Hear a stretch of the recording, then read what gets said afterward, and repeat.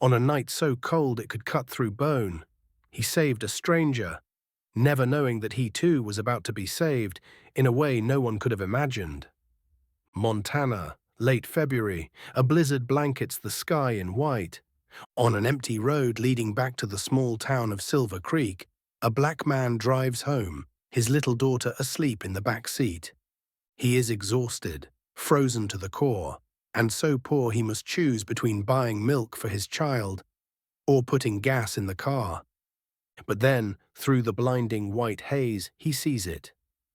A luxury SUV pulled over on the side, hazard lights flashing. No one else in sight, just him. And a choice: drive past or stop and change the course of his own life.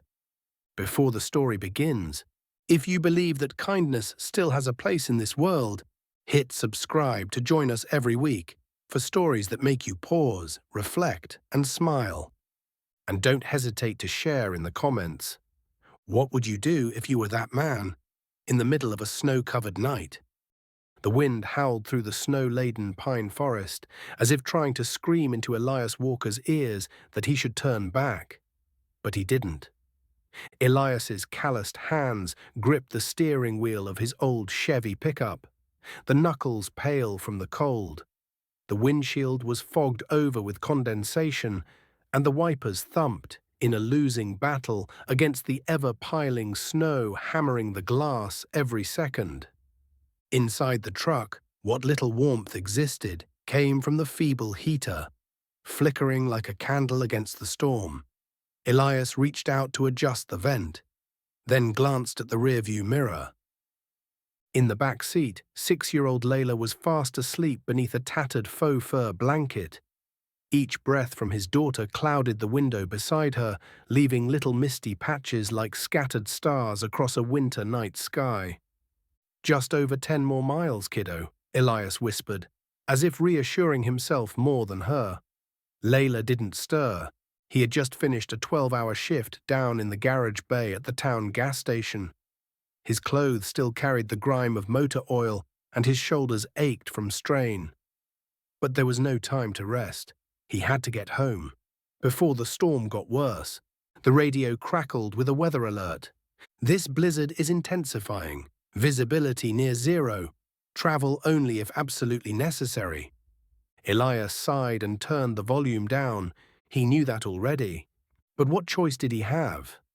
The truck swayed across County Road 12A, now blanketed in endless white. Outside, only grey and blinding white remained, the dim headlights barely piercing through the void ahead, like beams searching a forgotten world. Elias wasn't thinking about anything but making it home, heating up a can of soup for Layla, maybe some cornbread if there was still mix left. And if the power hadn't gone out yet, putting on her favorite old cartoon. Just one safe minute. One quiet night. That was all he needed. But fate, as always, had other plans. The flickering amber hazard lights pulsed in the whiteout like the faint heartbeat of someone slipping into unconsciousness. Elias squinted. He gently tapped the brakes, and the Chevy let out a soft screech as it slid toward the icy shoulder. It was a brand-new Range Rover, half buried in a snowdrift, its rear end sunken deep. Like it had been abandoned for hours. No movement, no hand waving for help, not even a cry. Elias glanced at Layla, still sound asleep, her breath steady beneath a star-patterned blanket. He cut the engine, pulled the handbrake, and instinctively reached back to pull the blanket snug around her. "Just a minute, kiddo," he murmured, then opened the door and stepped straight into the storm. The wind slapped his face like a whip. Snow slashed sideways, stinging his cheeks. Every step sank and slipped, and his boots were soaked within seconds. Hunched against the gale, Elias leaned into the snow-covered vehicle and banged hard on the driver's side window. "Hello? Is anyone in there?" No answer. He shielded his eyes, peering through the fogged glass. Inside, a woman was slumped over the steering wheel, motionless, her head tilted at an unnatural angle, hair falling over a pale ashen cheek. Elias's heart pounded. He rushed around to the passenger side, locked. Only a small crack in the window had been left open for ventilation, not wide enough for a hand, but plenty wide for the wind to chill her to the bone. Elias didn't hesitate. He ran back to his truck, opened the front seat, and grabbed the old crowbar he kept for prying tires off frozen axles. Back at the Range Rover, his hands were already going numb. But his grip was steady. He jammed the crowbar into the crack of the door and yanked hard. The lock popped open with a metallic snap, a sound like a blade slicing through air. The door swung out. She nearly collapsed into his arms. Elias caught her and instantly felt it. Her skin was ice cold, her limbs stiff as if frozen from within. Her lips were tinged blue, her breath a thin, barely there mist. "Damn it," Elias muttered, lifting her into his arms like a bag of smouldering ashes, its fire gone cold. He didn't stop to wonder why, didn't care who she was. Rich or poor, sinner or saint. He only knew one thing: if he'd been even a few minutes later, she might have been gone. The wind battered his back as Elias struggled toward his truck, carrying the woman. The door slammed shut behind them, sealing out the storm, but not the cold that clung to her like death. Elias peeled off his jacket and draped it over her, then cranked the heater to full blast, even though he knew that worn-out machine couldn't save anyone if their heart had already stopped. "Daddy, who is she?" Layla stirred, her sleepy voice barely a whisper. Elias turned to look at her, then gently touched the woman's forehead. "Someone who needs help," he said. And then, without another word, he put the truck into gear and drove off into the snow, leaving behind an empty luxury vehicle and heading toward a night that destiny had already rewritten. The old Chevy pickup turned onto a narrow dirt path that wound through the edge of the woods, leading to a single house, tucked behind bare trees and lit only by the weak yellow glow of a flickering bulb above the porch. Elias's house, a one-story structure weathered and patched with a rusted tin roof, wooden walls repaired with layers of old newspaper, and a wood-burning stove that never let its fire die. It wasn't pretty, it wasn't worth much, but for him and Layla it was the only place that felt like home. Elias parked as close to the porch as he could, keeping the engine running, letting the weak heater blow what little warmth it could. He looked over at the woman, still lying motionless in the passenger seat. Her breathing had steadied now, but her body was still ice cold. Without hesitation, Elias opened the door and lifted her into his arms once again. This time she let out a faint moan, a fragile signal of life, a sliver of hope. The wind howled through the pines as Elias pushed the front door open with his shoulder, kicking it wide into a space that was old but tidy. There was the scent of burnt wood, a trace of tea smoke, and the fading warmth of a modest dinner still lingering in the air. He gently laid her down on a worn fabric sofa beside the glowing stove. Then he knelt down and slipped off her soaked leather shoes, replacing them with thick wool socks from the basket near the fire. A hand-stitched quilt, passed down from his late grandmother, was drawn carefully over her legs, like a ritual long practiced. From the doorway of her room, Layla stood clutching her stuffed bear, wide-eyed as she stared at the unfamiliar woman lying so still. "Daddy, who is she?" the girl whispered, her voice barely audible. Elias turned and softly patted his daughter's head. "Just someone who needed help, kiddo." Layla nodded slowly, then tiptoed forward, her star-covered blanket trailing behind her across the wooden floor. She stopped in front of the sofa, gazed at the woman who was now fast asleep, and gently laid her own blanket across the woman's chest. "This one's really warm," Layla said, her voice small but proud. "I used it when I had a fever last Christmas." Elias stood still, watching. No one had taught her, no words had been needed. That tiny heart already understood something the adult world so often forgets. Everyone needs to be warmed, by kindness. A moment later, Elias returned with a cup of hot tea from an old thermos. The scent of chamomile and honey floated softly through the room. He gently lifted the woman's head and touched the cup to her lips. A small sip. She swallowed faintly. Then her eyes opened, cloudy, cold, and confused. But slowly they began to focus. Her gaze met Elias's. Calm, still, not afraid, not prying, just present. "You're safe now," Elias said quietly. "You're in my home." And in that moment, with the frost still clinging to the windows, a single spark of warmth began to rise from deep within the fire's core. The firelight danced across the ceiling, flickering over the faded wooden walls. Julianne Prescott sat propped against the arm of the sofa, wrapped in 2 layers of blankets, one an old faded floral pattern, the other a child's blanket with stars. Warmth had begun to return to her fingertips, but inside, everything still felt hazy. Across from her, Elias Walker stirred a steaming cup of tea, quietly seated on an old wooden stool.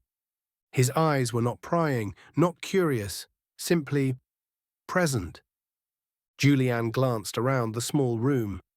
Newspapers patched the walls, a chipped wooden dining table stood by the corner, and a few rolled-up engineering diagrams lay tucked on a bookshelf.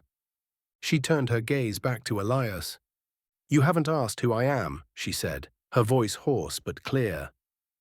Elias merely shrugged, his eyes still on the tea. "Doesn't matter." "Really?"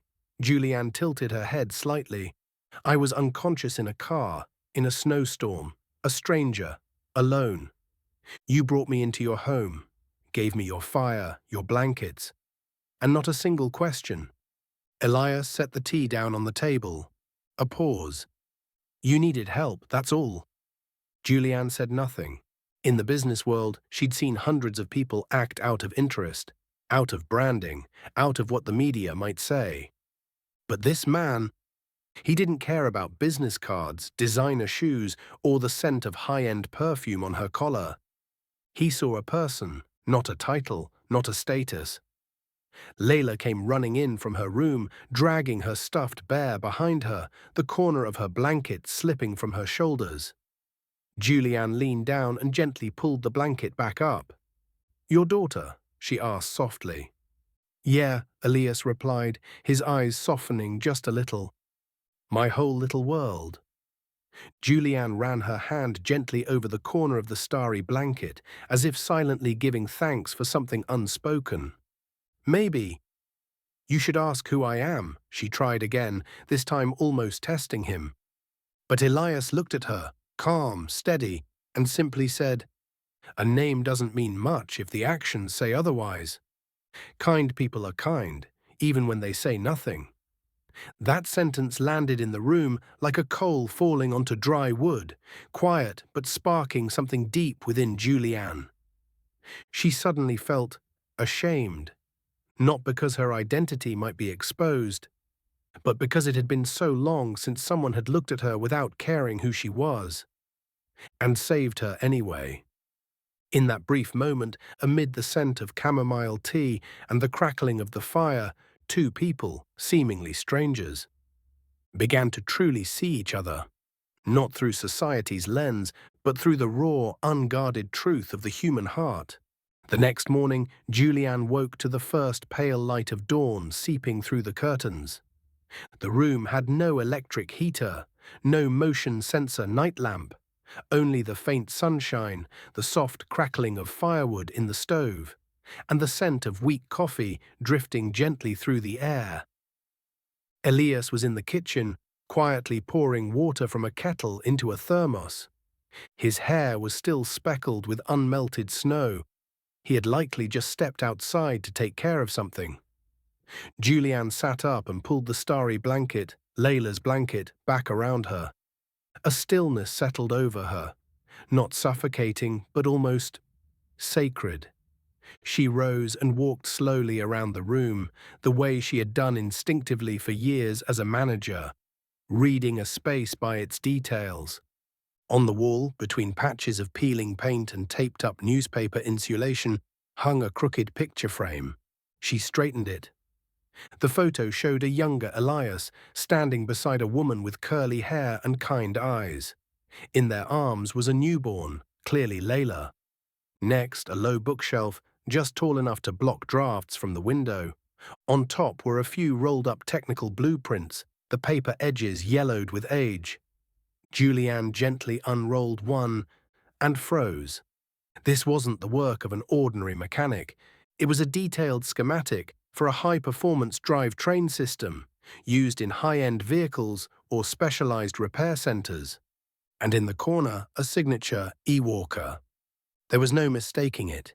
She had seen documents like this in her own company's R&D department at Prescott Engineering Solutions. She turned slowly. Elias was now standing at the doorway, holding a toolbox, his eyes calm, but knowing, as if he already knew what she had just discovered. "You used to be an engineer?" Julianne asked, not politely, but seriously. Elias didn't answer right away. He set the toolbox down, walked over to the fire, and sat as if untangling a knot that had been inside him for a long time. "I did," he said quietly. Then silence. Julianne almost asked more, but paused.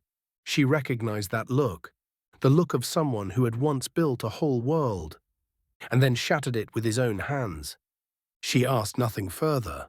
Instead, she returned to the sofa and sat down, her eyes fixed on the old blueprints. The fragments that were slowly assembling the true picture of Elias Walker. A man who never asked her name, a man whose hands once designed engines, now used to warm tea and cover a stranger with a blanket in a snowstorm. She began to understand. This was a man who had turned away from the world, but not from kindness.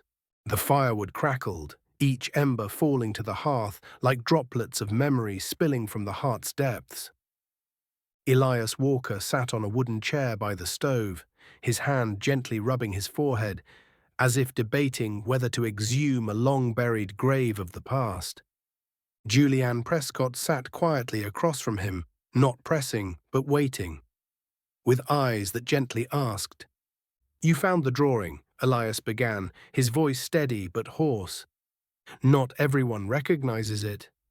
Julianne nodded slowly. "I used to believe. Only someone who truly believes can draw like that." Elias stared into the flames. "I used to be a drivetrain systems engineer, worked for a major automaker in Denver." A faint trace of irony touched his lips. "Had an engineering degree, used to lead a team, had my own research group." He inhaled, still watching the fire. "Until the day I made a mistake." Julianne sat up straight.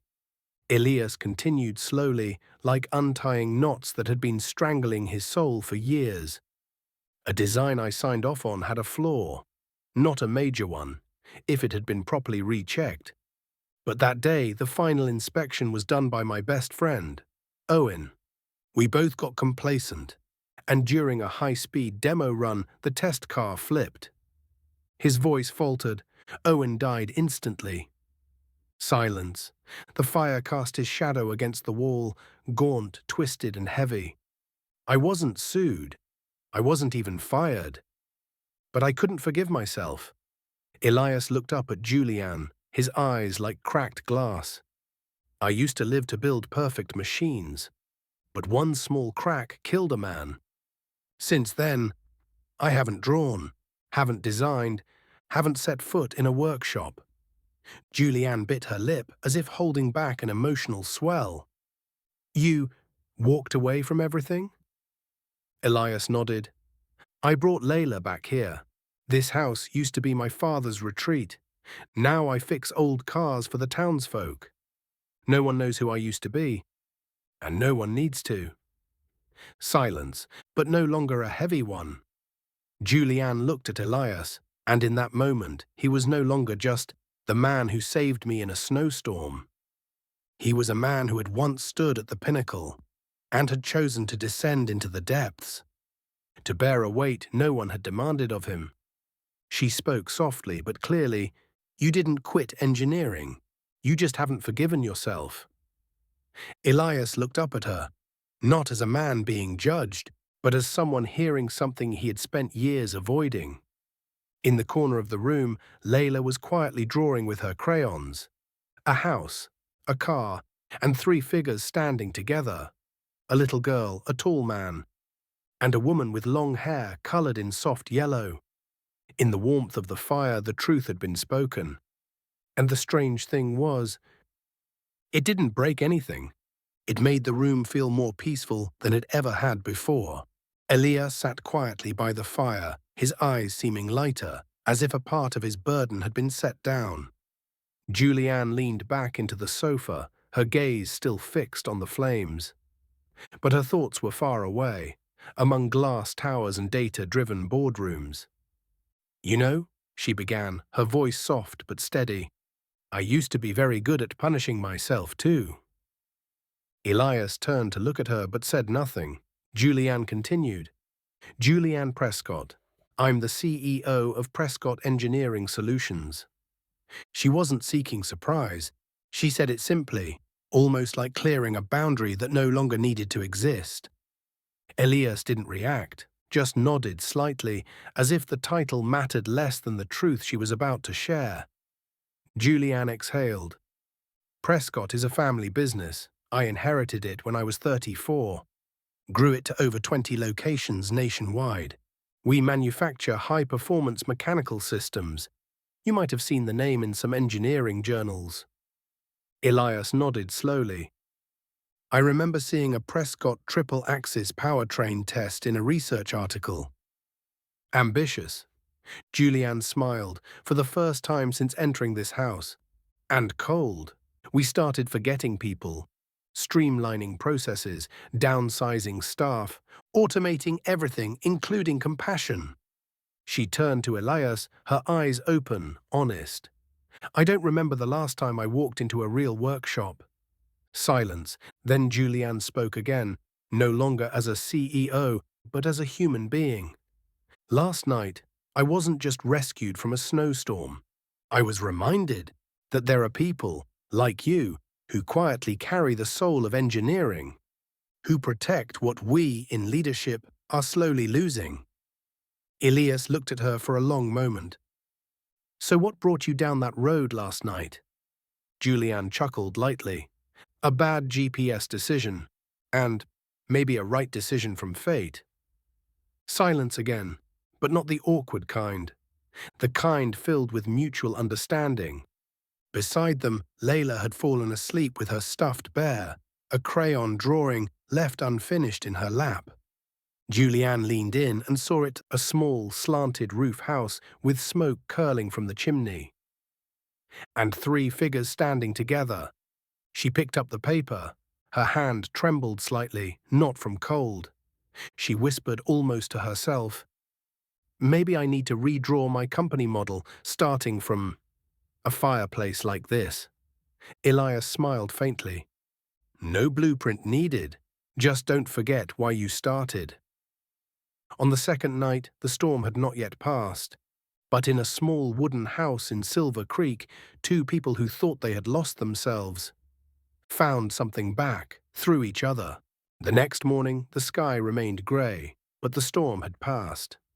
The Montana sky was veiled in a thin, silvery layer of clouds, as if nature's fury had grown weary after a long night. Elias had gone out early. Slung over his shoulder was a worn fabric tool bag, and in his hands, a battery charger and a new set of spark plugs. The Range Rover was still where it had been, parked on the roadside, snow piled thick across the windshield like a trace left behind by a night that nearly had no return. Inside the house, Julianne sat by the window, holding a hot cup of tea with both hands, her eyes following Elias's every quiet motion outside. Layla was still asleep. The house was so silent you could hear the soft drip of melting snow from the roof, and the voice of a lone early-season bird singing out of place. 30 minutes later, Elias came back inside. His shoes and shoulders were damp with melting frost. He said nothing, simply set a set of keys on the table in front of Julianne. "Your car's good to go," he said.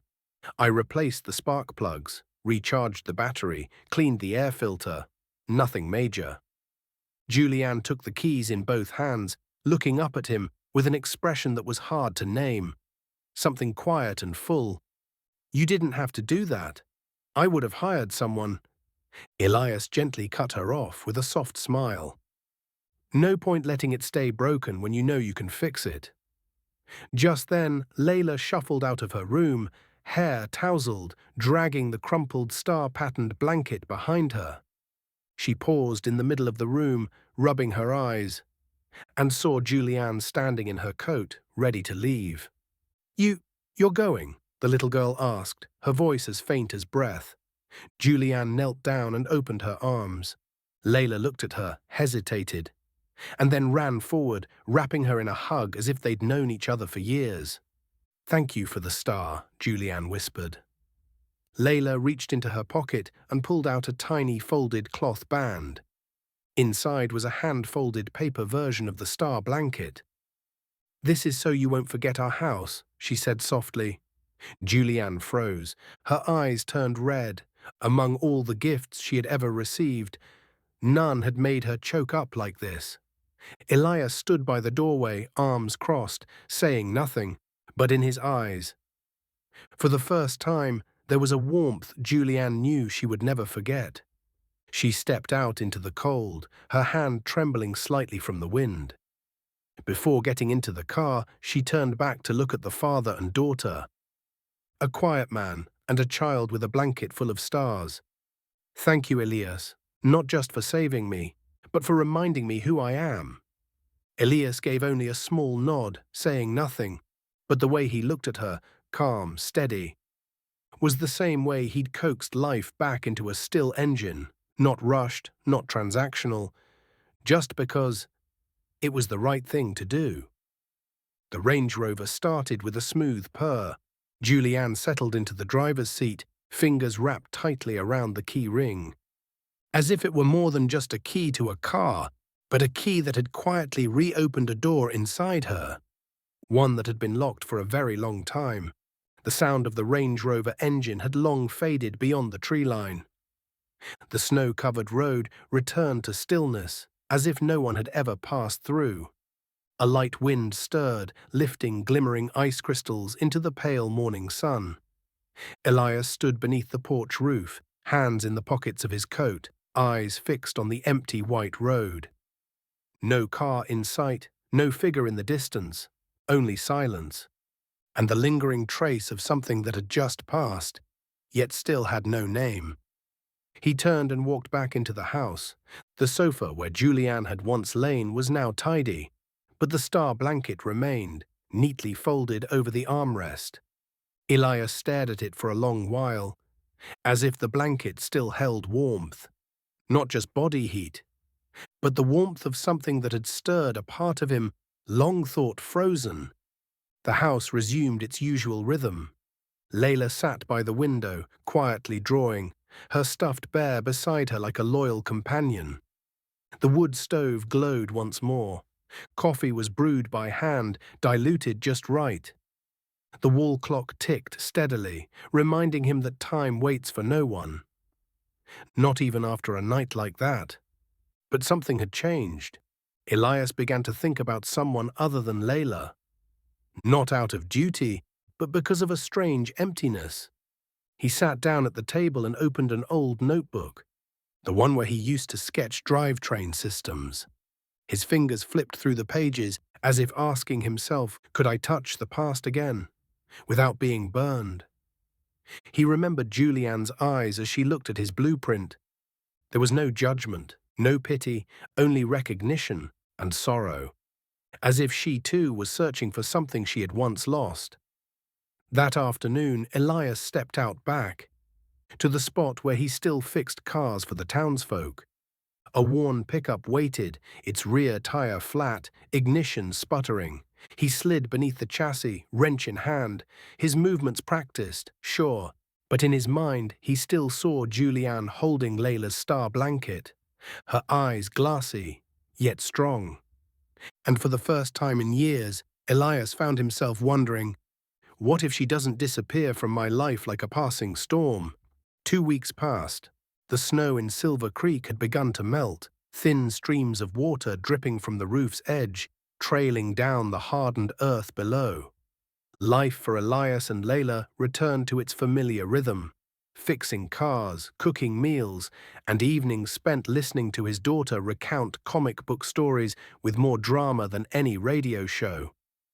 But on some nights, Elias would wake from sleep, not from nightmares, but from the image of a woman with soft blonde hair, eyes once cold, but warmed by the firelight in his home. Julianne Prescott. He had never asked for her name, yet now it echoed in him, like something unfinished. Then one late afternoon, Elias opened the old wooden mailbox bolted to the fence gate. Inside was a thick, cream-colored envelope, no return address. His name, Elias Walker, was written in round, careful black ink, each stroke drawn with the kind of care that carries meaning. He stood there and opened it, his breath catching unexpectedly. A handwritten letter, in violet ink, from Julianne herself. Elias, I'm not sure I can find words that are right enough, honest enough, to say what I need to say, but I'll try. That night, you didn't just save my life. You showed me a part of the industry I've been losing, a part of myself I had long forgotten. You never asked who I was. You asked for nothing. But it was your silence that helped me hear more clearly than any boardroom speech ever could. Elias gripped the edge of the letter dash, not from cold, but from the quiet surge of emotion rising like a tide inside him. The second page was heavier stock, printed with silver-embossed letterhead. Prescott Engineering Solutions, official offer of employment. Position lead technical instructor, Brighton Falls Regional Training Center. Benefits, senior engineer salary tier. Flexible hours for single parents. Temporary housing support if needed. No public disclosure of prior work history. Reason for selection. Because your skills are enough and your heart is strong enough to teach others how to repair not just machines, but the ethics behind them. The final sheet made Elias go still. A receipt for the full repayment of the mortgage on his house in Silver Creek. At the corner, handwritten in small script, not charity, just thanks. You gave me a home. I'm simply returning the favor. Elias sank down onto the wooden steps of the front porch, the pale evening sun angled across his arm, making the edge of the paper glimmer. He didn't cry from gratitude. He cried because, for the first time in years, he felt seen, truly, unmistakably seen. Elias Walker sat alone on the wooden steps. Julianne's letter spread before him like a doorway newly opened. But he didn't step through it. Not yet. The afternoon wind rustled through the trees behind the house, carrying the scent of damp wood and cold earth. Inside, Layla was drawing, her childish singing drifting through the window, light and carefree. But inside Elias the air was heavy, a real opportunity, a real job, a debt erased, and a woman who had seen him, not out of pity, but for the worth he never dared show. He remembered Julianne's eyes that day, as she read his blueprint without blinking, as she listened to him speak of Owen without flinching. When she said, "You didn't quit the profession, you just haven't forgiven yourself." Elias braced his elbows on his knees, his hands clenched into fists. He had spent years hiding beneath grease, wrenches, and the rusted frames of old cars. Not because he lacked skill, but because he believed he no longer deserved to use it. But this letter dash, it wasn't a lifeline, it was a mirror. And for the first time in all those years, Elias saw himself clearly in it. That night, after dinner, Layla sat folding colored paper into tiny airplanes. Elias approached and knelt beside her. "Layla," he said softly, "if I took a new job, somewhere a little farther away, would that make you sad?" She looked up, thought for a moment, and asked, "Will you take me with you?" "Always," Elias smiled. "You're the captain." Layla nodded, solemn. Then I'll pack the teddy bear first. Elias let out a quiet laugh, deep and warm, a sound that hadn't filled this house in a very long time. He stood, walked over to the table, picked up a pen, and signed the job offer, each stroke firm, unshaken. Not the hand of someone being lifted up, but of someone choosing to rise. This wasn't a gift born of pity, it was a reward. For a man who had lived with integrity, even when no one was watching. It was late. A soft yellow light glowed through the thin curtains of the living room, casting shadows across the worn dining table where Elias sat alone. The offer letter from Prescott Engineering Solutions lay open in front of him, beside the mortgage cancellation receipt. All of it real. And yet, the silence felt immense. Outside on the porch, the wind had stilled. The wood stove in the corner crackled softly, but now that sound felt less like warmth and more like a whisper, something deeper, almost sacred. Elias's gaze drifted to Layla's little star blanket, neatly folded on the sofa. He thought of the moment his daughter had given it to a stranger, without fear, without question, just a simple act, so pure it could stir the heart of any adult long hardened by life. And then, without knowing why, the tears came, not from sadness, not from regret, but because, at last, the goodness he had always quietly believed in had come back to him. Tiny footsteps echoed softly. Elias turned. Layla stood in the doorway of her bedroom, holding her teddy bear, her eyes still hazy with sleep. "Daddy," she murmured, her voice groggy but concerned. "Are you crying?" Elias quickly wiped his tears with the back of his hand, then smiled and opened his arms. "Come here, sweetheart." Layla ran to him, climbing into his lap. An old habit from when she was small enough to carry. Elias held her close, resting his chin gently on her hair. "Yeah, Daddy's crying." Layla looked up, surprised. "Why?" Elias took a long breath, then spoke slowly. "Because sometimes, when you do the right thing, not for praise, not for anyone to see, the good will come back to you, bigger than you ever imagined." Layla thought about that, then smiled. "Like magic?" Elias looked at her, his eyes still glistening but filled with light. "Not fairy tale magic, the real kind, the kind that shows up when you're not even wishing for it." They sat quietly in the night, inside a small house in Silver Creek, where a man who once buried his dreams was now unearthing them again, in the arms of a child and the echo of a letter born from gratitude. Julianne Prescott stood alone by the glass window on the 37th floor, holding a cup of cold coffee. In front of her, the city of Brighton Falls glowed under the late afternoon light, its glass towers reflecting the sunset like giant shards of mirror. In the distance, a helicopter passed overhead, a reminder of back-to-back meetings, financial reports, and impatient shareholders waiting in the boardroom just down the hall. But today she didn't return to her desk. She didn't check her email. She was thinking about a small wooden porch in Silver Creek, about the smell of firewood, and a little girl with a star-covered blanket. On her desk lay a handwritten letter, Elias's short reply after accepting the offer. The paper was plain, the handwriting uneven, the ink smudged in places. But every line, every word, Julianne had read over and over. "I don't know if I deserve this, but I do know that if I have the chance to pass something good forward, then I can't turn it down. You don't owe me anything, but you gave me everything. Thank you for not seeing me as someone who gave up."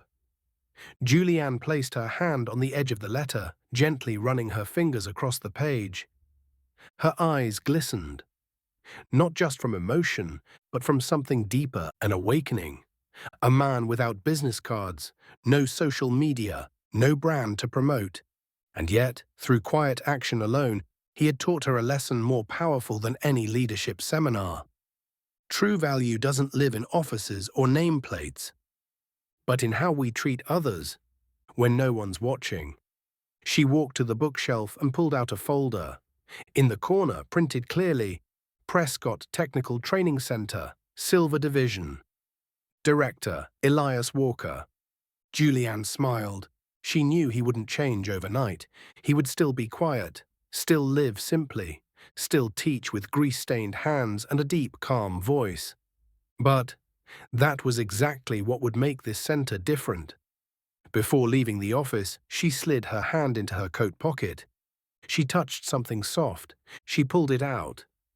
A small piece of folded paper, carefully shaped into a tiny star blanket. Layla's gift. Julianne had no reason to keep it all this time, and yet somehow she had never let it go. Julianne Prescott, once known for closing billion-dollar deals, left the boardroom that day carrying no documents, only a piece of paper, and a memory warmer than any contract she'd ever signed. The snow had almost completely melted in Silver Creek. On the bare branches, tiny buds had begun to sprout, timid but resolute. The ground was still cold, but no longer still. Life was shifting, slowly but unmistakably. Elias Walker paused beside the old gas station, the place he had worked for nearly 8 years.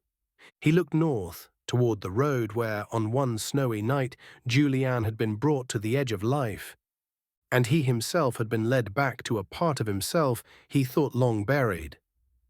To anyone else, it was just a storm, but to Elias it was a crossroads, not of traffic, but of two entire worlds.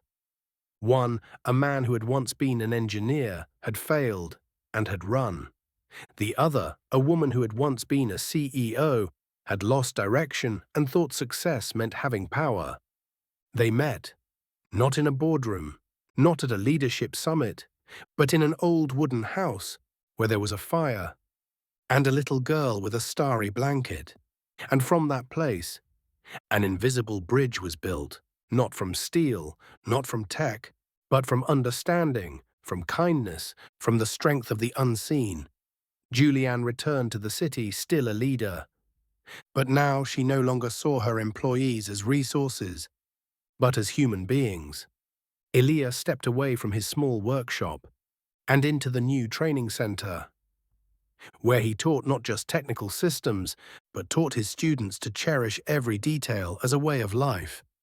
The world didn't change in a single night, but between those two people, something shifted forever. One found faith again, the other direction, and both found themselves. If the storm was the test, then the bridge was the answer, a bridge that only appears when both sides are ready to step forward. Spring came late to Silver Creek, but Elias Walker no longer counted the days until the snow melted. Now, each morning he woke, not just to keep going, but to live with purpose. At the new Prescott Engineering Solutions Training Center in Brighton Falls, the name E. Walker had begun to circulate among students, not as a legend, but as a symbol of steadiness, humility, and truth. There were no lengthy syllabi, no flashy presentation slides, only calloused hands, steady eyes, and a single line Elias repeated at the start of every class. Never underestimate the smallest thing you fix, because sometimes a neglected detail can cost a life, and sometimes a seemingly meaningless action can save a soul. Elias never told anyone about the stormy night, never displayed his old degrees, never mentioned his past title.